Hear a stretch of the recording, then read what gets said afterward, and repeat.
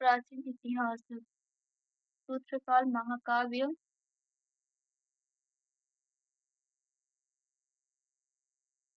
महाकाव्य काल संगम काल पूर्व मौर्य काल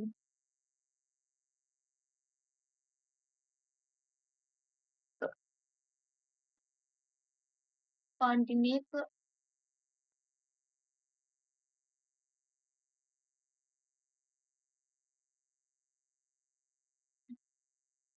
पिल्लू कण्वकुल समूह की अहम एवं परम कविता संगम रचनाओं का अनुवर्तन है। उन्हें प्रमुख संगम रचनाओं के विपरीत उत्तर संगम रचनाओं में सम्मिलित किया गया है। ए और आर दोनों सही है और आर एक ही सही स्पष्टीकरण है।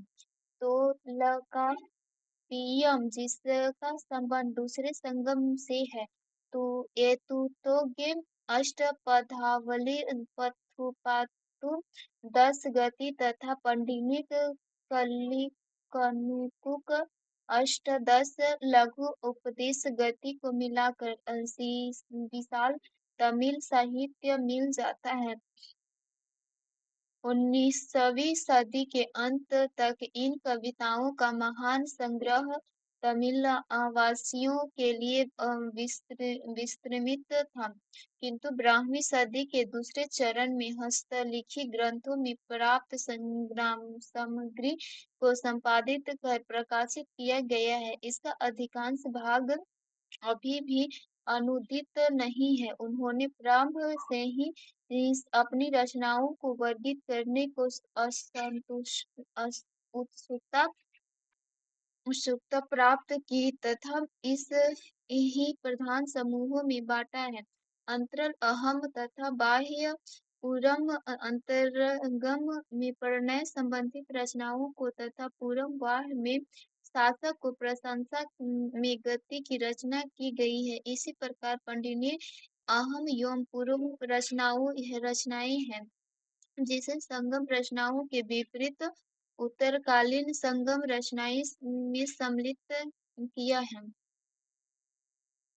बौद्ध जैन भागवत एवं शैव धर्म। जैन धर्म के अहिंसा पर बल के कृषकों को जैन धर्म अपनाने से रोका। ऋषि में कीटों एवं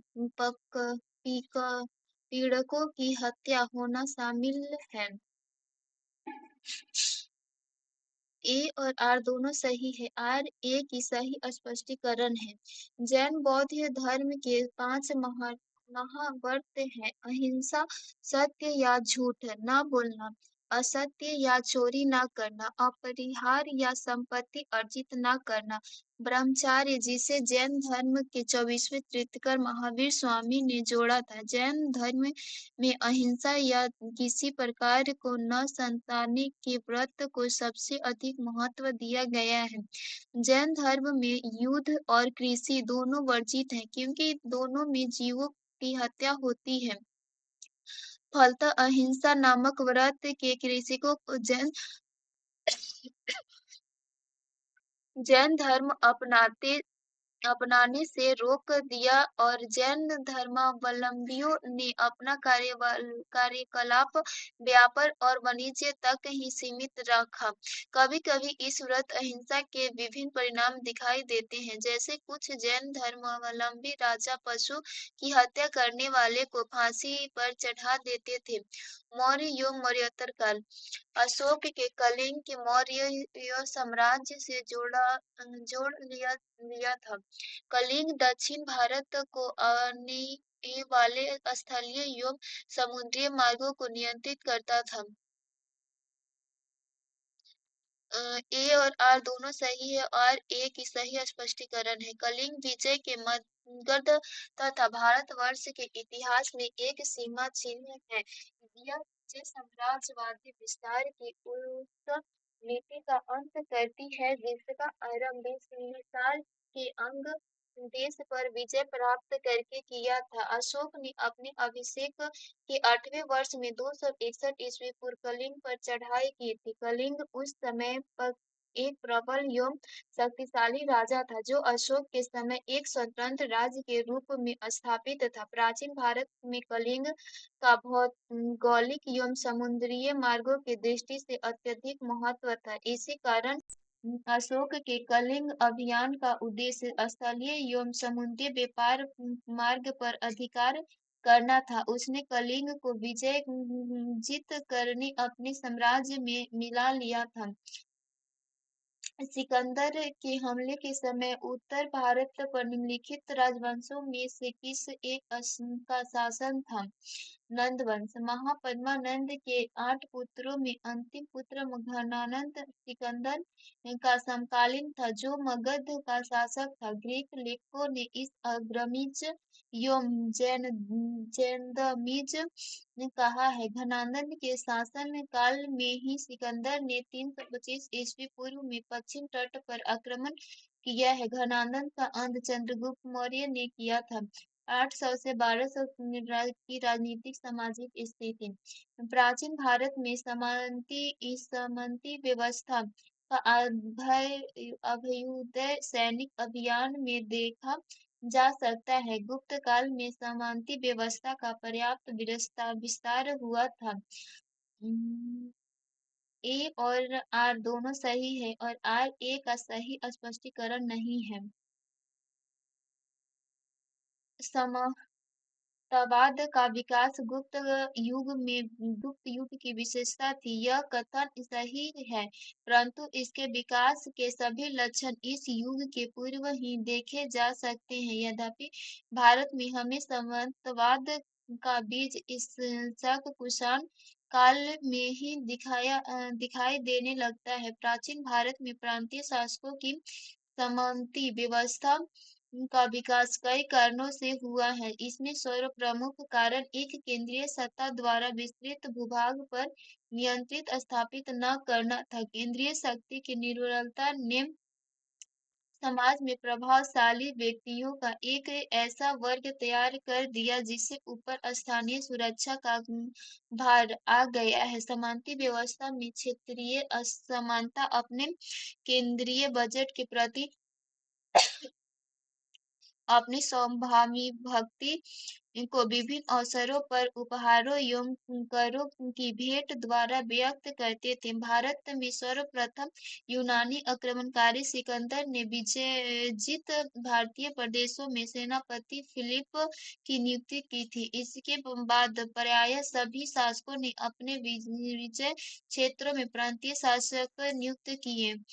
मध्यकालीन इतिहास। दिल्ली सल्तनत। निम्नलिखित मुस्लिम शासकों में किस एक को उसकी धर्मनिरपेक्षता में आस्था के कारण उसकी मुस्लिम प्रजा जगत गुरु कहकर पुकारती थी?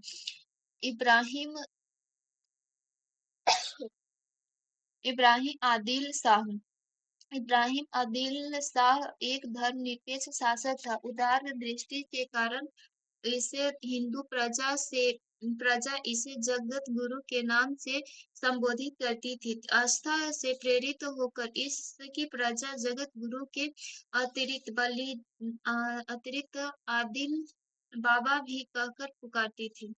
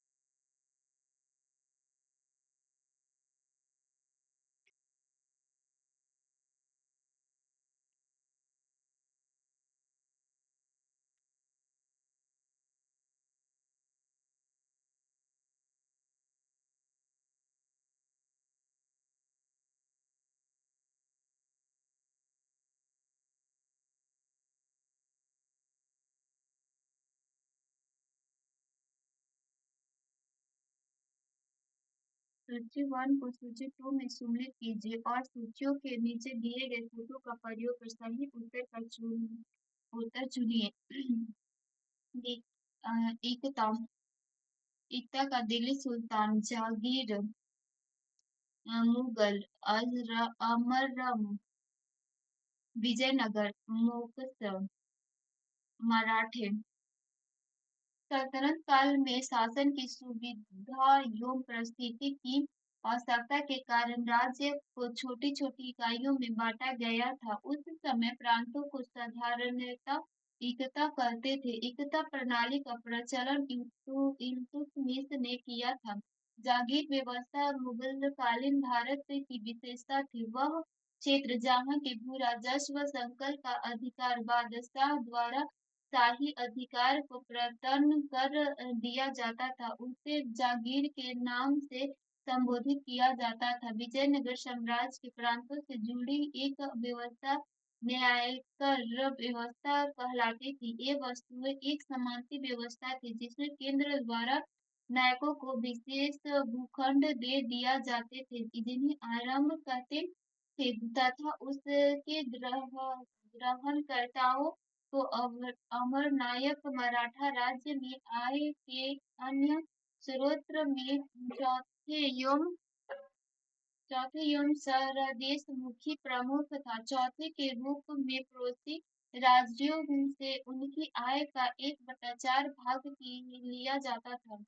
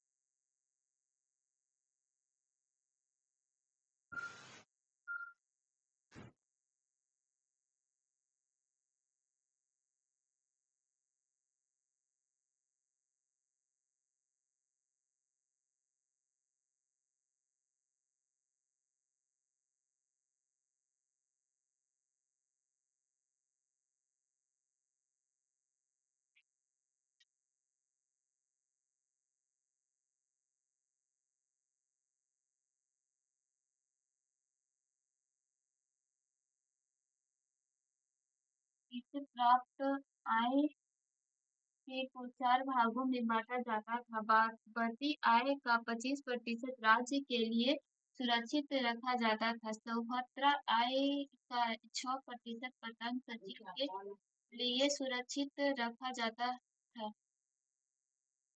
नडा आय का 73% राज्य की इच्छा पर निर्भर था। मोकासा आय का 66% मराठा सरदारों को घुड़सवार रखने के लिए दिया जाता था। बहमीनी एवं विजयनगर साम्राज्य। निम्नलिखित घटनाओं पर विचार कीजिए।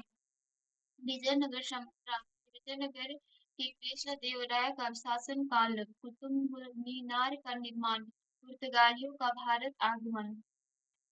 फिरोज तुगलक की मृत्यु। इन घटनाओं का सही अनुक्रम है। कुतुब मीनार का निर्माण, फिरोज तुगलक की मृत्यु और पुर्तगालियों का भारत आगमन और विजयनगर के कृष्ण देव राय का शासनकाल। कुतुब मीनार का निर्माण 1206 से 1210 ईस्वी में। फिरोज शाह तुगलक की मृत्यु और 1388 ईस्वी में पुर्तगालियों का भारत आगमन। 1498 ईस्वी विजयनगर के कृष्णदेव राय का शासनकाल। 1505 से 1529। मुगल साम्राज्य दिया गया मानचित्र निर्देशित करता है।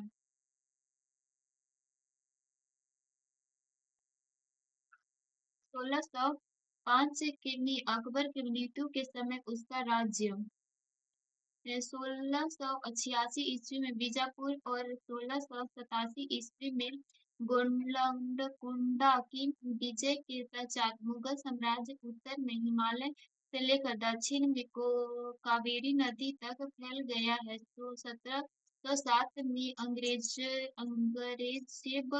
के साम्राज्य की स्थिति को प्रस्तुत मानचित्र में को दर्शाया गया है। मराठा वर्ग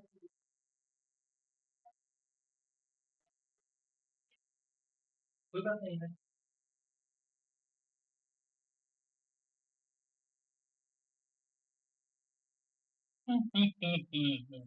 इतना पढ़ेगी तो यूपीएससी निकाल लेगी। यूपीएससी सोच बड़ा होना चाहिए।